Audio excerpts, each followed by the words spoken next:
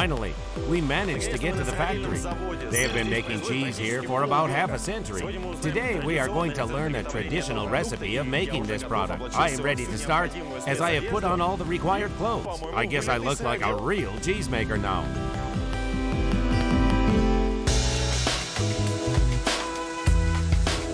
Cheesemaking is extremely sensitive to milk quality like no other milk processing technology. There is even a special technical term of cheesemaking, friendly milk. That is, the milk containing the optimal proportion of protein and fat. Also, the raw material should be eco-friendly, with no chemical and biological contamination. That is the reason why all cheesemaking plants are located far from big cities.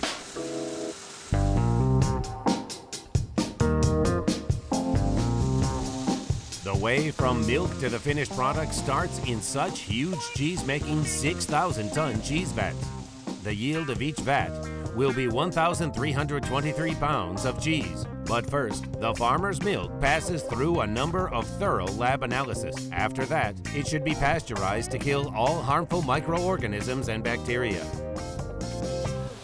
Ivan, if I understand it, right there is just milk in that huge cheese vat, and I guess it was brought directly from a dairy farm. This milk has passed through a normalization and pasteurization between the temperature of 172 to 176 degrees Fahrenheit. After that, it was chilled down to the temperature of inoculation.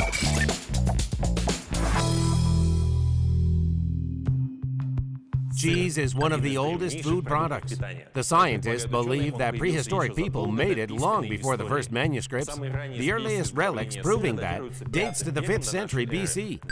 Clay sieves with traces of milk fat molecules were found on the territory of modern Poland. Later, in the 3rd century BC, the Egyptians started making cheese. The stuff like that food was found in the pyramids. The ancient Greeks were also good at making cheese. Aristotle described the process of milk coagulation and cheese making in one of his treatises.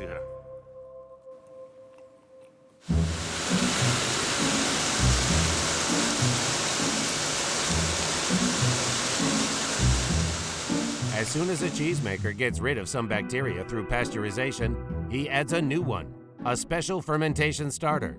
It is a solution of germ culture which is poured in through a separate pipeline. This is how the cheese-making process starts. Mesophilic bacteria are mainly used for making semi-hard varieties of cheese. These microorganisms make cheese as we know it. What do we need them for? We need them for generating ferments during their life-sustaining activity, which split milk protein and milk fat. That way, cheese flavor, aroma, and texture are formed. Mesophilic streptococci for the cheese starter are grown in special labs.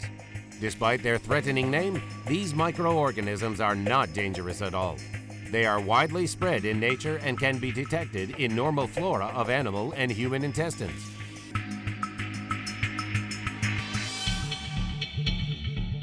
As soon as the bacteria enter milk, they start splitting milk sugar or lactose, which results in the generation of lactic acid. By influencing on casein, the main milk protein, the acid triggers its coagulation. In other words, flocculation. The process of curd separation from whey is called milk coagulation.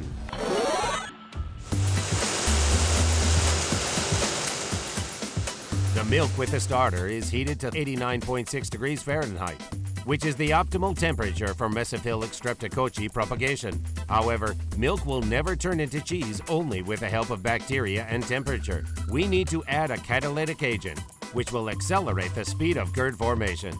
That agent is called enzyme rennet. It breaks down the structure of casein molecules and makes milk change its state from liquid to gel.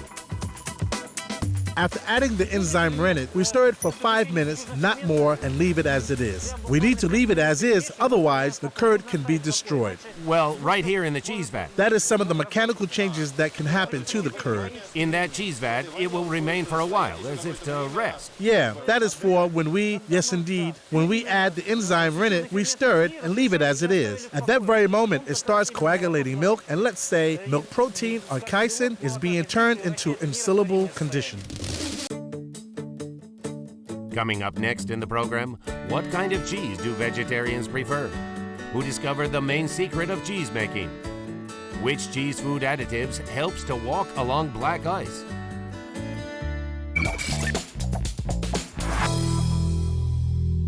The enzyme rennet is a natural food additive. To tell you the truth, vegetarians will not be happy about it, as that stuff is generated in the stomach of a newly born calf by the rennet stomach. This is how the fourth stomach is called, glands. That enzyme is required for digesting mother's milk. By the way, the cheese-making process is believed to have been discovered due to activity of the enzyme rennet. The ancient nomads used ruminant animal stomach as a container for milk storage. Once they discovered that, although the milk had coagulated inside that vessel, it wasn't spoiled.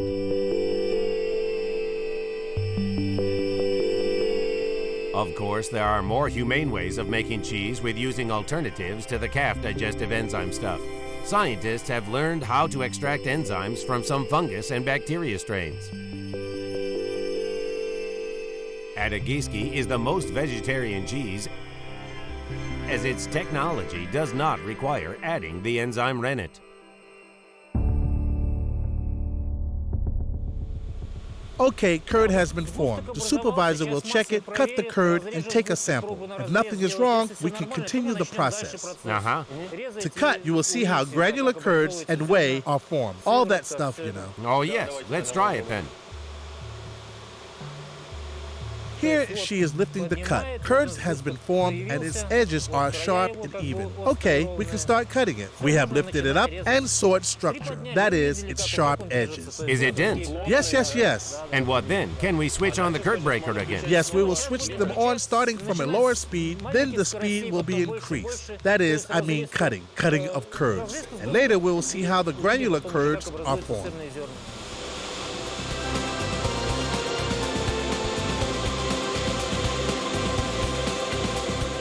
Both bacteria and the enzyme rennet need several hours to separate the milk to a liquid fraction and granular curds. By the way, if we stop the process at that stage, we will get some cottage cheese. However, today's program is about a regular cheese. Okay, it's molding time. The granular curd from the cheese vats is sent along pipelines to those rotating drums. Right now we need to distribute it evenly and put the curd into those cylindrical molds. My hands are clean as I have just washed them, so I can take part in the process. What shall I do? We're going to start filling in the molds now. Okay, can I pour the curd in? Sure. Very pleasant to touch indeed. That granular substance is something soft and warm. Up to the brim. Up to the brim, yes. We have to fill in the molds completely, and then we'll make some sort of hills. And now like a hut. Ah, that is some more on the top. Yes, and then evenly distribute everything. That way, like a pie. Yes, sure. And that top, shall it be big? No, that's enough. Now let me carry it away.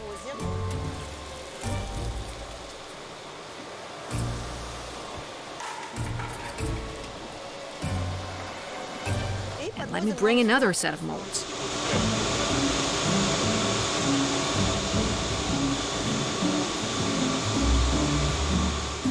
When the cheese to be was distributed among the molds, the granular curd should be pressed. To do that, the semi-finished cheese is sent to stay under press for 12 hours. That time is used to remove extra liquid, and the cheese takes its regular shape. Calcium chloride, a special additive, is added to increase the granular grain density.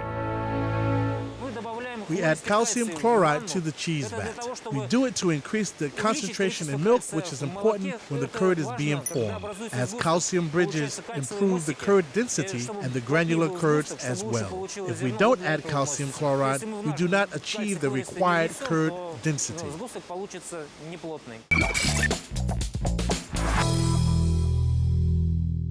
Calcium chloritum, or calcium chloride, is classified as E509 in the Register of Food Additives and belongs to emulsifying agents. It is used as a firming agent in the food industry. Basically, that additive is used in the dairy production. Its daily amount should not exceed 0.01 of an ounce. Calcium chloritum is used in different industries and in glue and rubber production, for example, or as a hardener in highway surfacing to withstand black ice. What universal stuff! Coming up next, why does cheese spend some time in a vat before it's ripening? How do we get yellow cheese out of white milk? How does an ancient Aztec paint become an ingredient of Gouda and Mazdam varieties? The cheese spent the entire night under press and became firm and heavy. It weighs about 22 pounds. Right now, we have to work hard to take it out of the mold. Careful! Well done. Great. On the first try. What shall I do after that? Then we shall turn the block over and remove the cheese from the cheesecloth. Okay. Great. Then we need to take a knife and cut off all the extra pieces from the Okay, edge. this one should be cut off. Great. Yeah, you see, you're doing a great job. Yeah, I'm trying to. Well done. Come on, don't be shy. Great. I'm just afraid to cut off anything extra. Well, I mean to cut a lot. Now we put it into the container. And here it is. Almost full? Is it a container, huh? And it is the container which will be sent to the brine vat. Okay. And then it will be salted there. In the vat? Yes, in the vat. For a swim or a bath? To swim. Okay, let's go.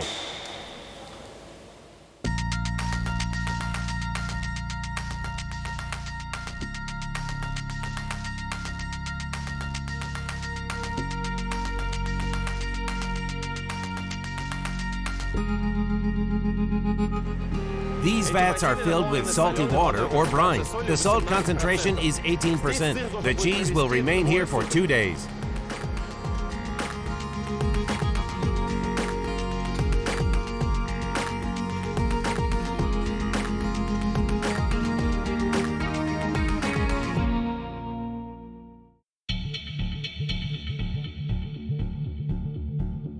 Different varieties of cheese make a palette of different tints of yellow color, starting from light yellow up to practically orange.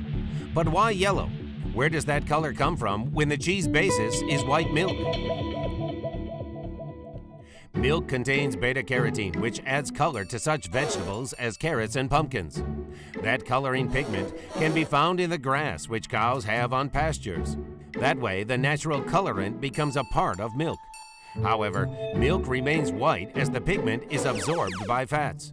During the cheese-making process, when the fat is being fermented with bacterial cultures, it is dissolved and its membranes do not block the beta-carotene coloring activity any longer. That is why cheese gets its yellow color.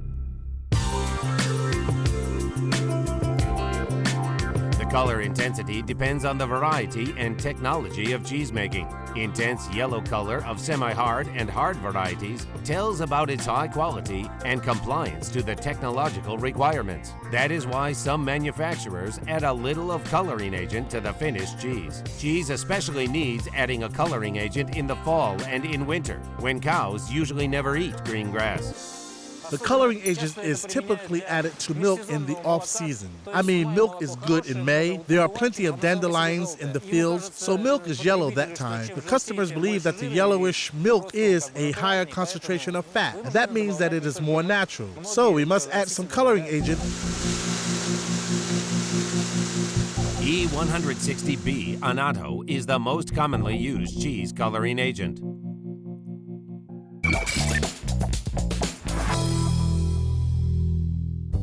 The coloring agent annatto is one of the oldest natural colorants. The Aztecs used it as a body paint. The colorant is made of annatto tree seeds. The tree grows in Mexico and Southeast Asia. Annatto is mainly used in cheesemaking, and cheddar cheese has been colored with it since the 16th century.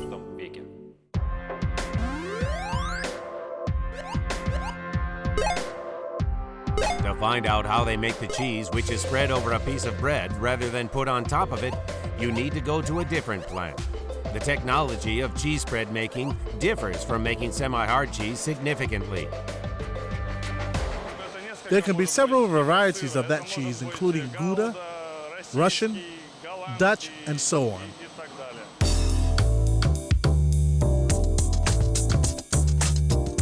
Cheese spread is made of semi-hard varieties. Their mixture is added to a kettle to mix and to melt. Note that cheese is not the only ingredient, as butter and different white powders are added there as well. Right now, butter and Edemeyer cheese are being loaded into the melting kettle. After that, a milk powder and cheese melting salt will be manually added there as well.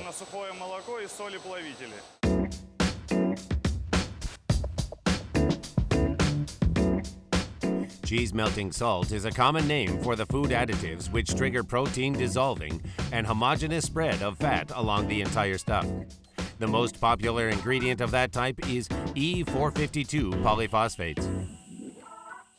Cheese melting salt is sodium monopolyphosphates.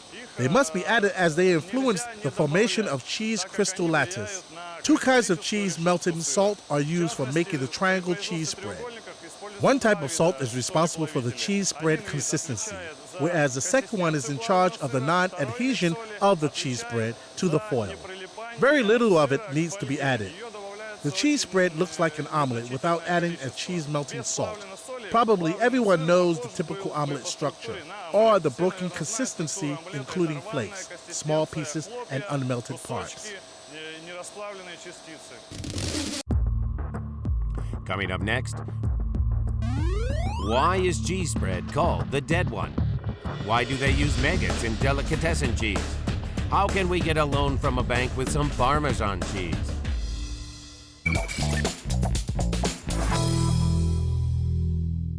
The first cheese spread was made more than 100 years ago in 1911. It was invented in Switzerland, a cheese country, by two food industry scientists who worked for the Defense Ministry. Traditionally, the main dish of the Swiss draftees was fondue. What can I say? The Swiss draftees had a terrific life in the army. The scientists decided to add citric acid salt to the cheese to prevent it from hardening. It was the first cheese melting salt that helped to discover cheese spread in the first place. After adding all the ingredients, the kettle is closed, vapor is automatically sent there, and the mixture inside is heated to 194 degrees Fahrenheit. After that, the cheese spread to be comes through the secondary thermos treatment at 284 degrees Fahrenheit to completely exclude the presence of any harmful microorganisms. However, that high a temperature kills not only harmful but useful and living microorganisms, which are used as a fermentation starter for making semi-hard cheese. That is why cheese spread is considered dead.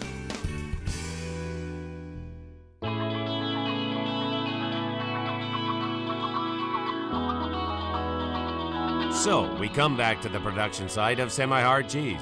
It has spent 2 days in the brine. Now it is going to be sent to the drying and ripening chamber, where microbiological processes determined by bacterial life-sustaining activity goes on. It is a well-known fact that the time of cheese and wine aging determines its quality and price.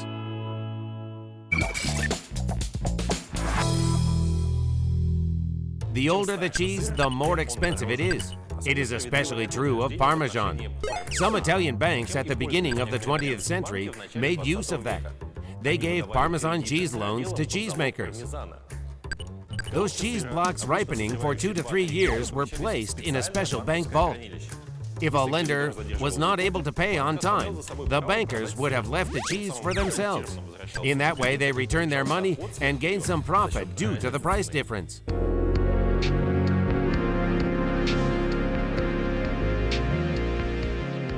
Cheese preserving agents are mainly used as antibacterial agents to kill microorganisms which are not a part of the fermentation starter. Sodium nitrate or potassium nitrate in the ratio of 0.22 pounds per 26.4 gallons is used for such a variety as Russian cheese. Lysozyme or E1105 is also a popular cheese preserving agent. This substance can be found in many human tissues and is a natural antiseptic. Lysozyme is the main enzyme which is generated by human mucous membranes and is the most important bacterial protein. Saliva, tears, and mucous membrane of the digestive tract contain a lot of it. The main task of lysozyme is to protect the body from pathogenic microorganisms.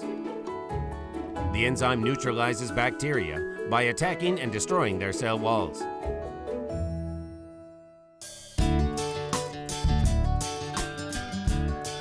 The cheese we have made today will ripen for more than a month on the shelves. However, the lab personnel prepared a cheese which has come through the complete production cycle. Finally, we'll be able to taste it. Hello. Hi. Am I right in saying that this is ready-made Russian cheese? Yes, And hopefully, if I get it right, we will taste it right now. we sure will. Okay, let's try it. Great. Can I help you? Yes, please. Just cut it in two. Yes.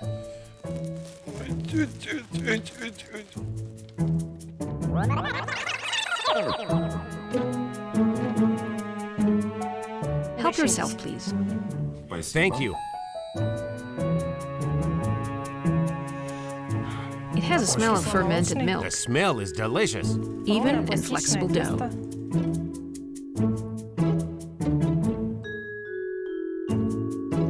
Cheesy and fermented milky taste. Well, the shape and type of holes. Does it influence the taste? Well, that's typical for Russian cheese to have slit-like and angular eyelets.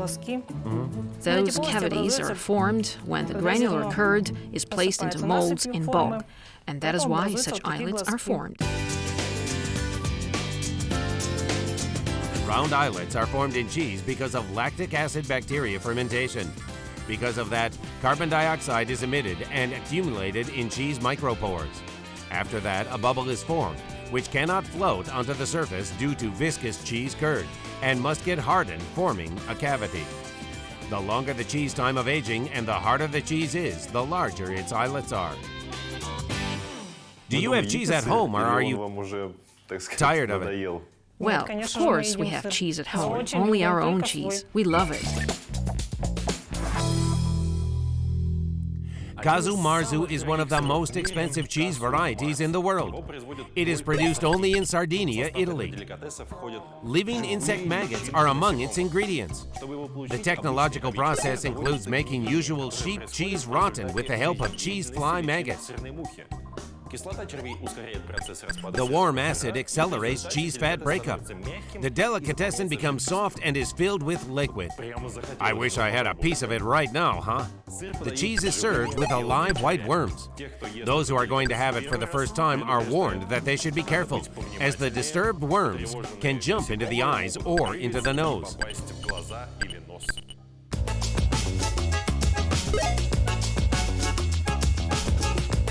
Packaging is the final stage of cheese production.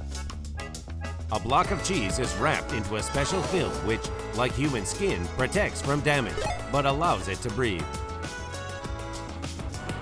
Special film has special functions. It allows carbon dioxide to go out and block oxygen intake. What do we need it for? Mold and yeast, which can be on the block of cheese surfaces, can survive only with oxygen. No oxygen, no life, no mold, no yeast. Okay, the cheesemaker's hard day is almost over. The plant produces 14 to 15 tons of semi-hard cheese per day. I guess that today's batch will be some 20 pounds lighter. It's a gift for me, and it's free.